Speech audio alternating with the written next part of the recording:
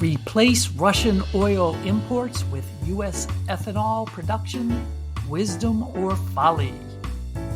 As gas prices continue to soar following a ban on Russian oil imports, a bipartisan group of Midwestern lawmakers hope the U.S. can replace the flow of Russian oil with something else: ethanol. Specifically, U.S. legislators recently introduced the Home Front Energy Independence Act to encourage production of the mainly corn-based fuel.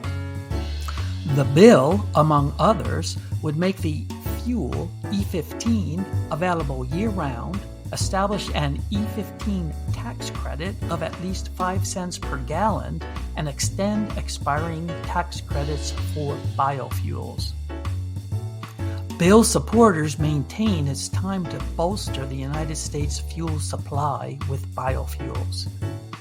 The White House has said it's open to expanded E15 sales, and the bill's sponsors argue the U.S. already has enough ethanol capacity to replace Russian oil imports. Unfortunately, some energy experts indicate the country does not have the ability to expand ethanol production to the extent required. Additionally, many question the environmental benefits of switching from oil production to ethanol production. These experts maintain growing, processing, and burning corn to produce ethanol will contribute to climate change by even more than the reduction in fossil fuels it would replace.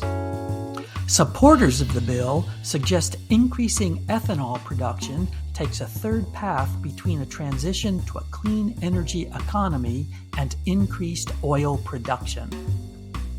Unfortunately, the bill does not have much support in Congress outside of major corn-producing states, especially because the bill, in part, draws upon previously failed legislation. In fact, the Renewable Fuels Association, or RFA, a trade group representing the ethanol industry, is the only group providing much of the support for the legislation.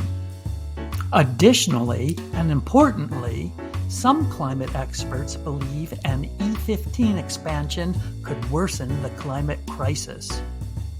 Namely, they fear the expansion of corn production would convert carbon-rich forests and grasslands into monocrop cornfields, which would be at least 24% more carbon-intensive than fossil fuel production.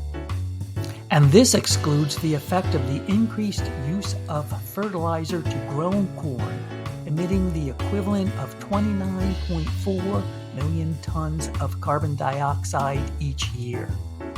Additionally, still, others say using U.S. farmland to produce ethanol may not make sense given current events. Russia's invasion of Ukraine threatens global food supplies, and it may be foolish to use U.S. farmland for ethanol production when it may better be used to serve global food supplies.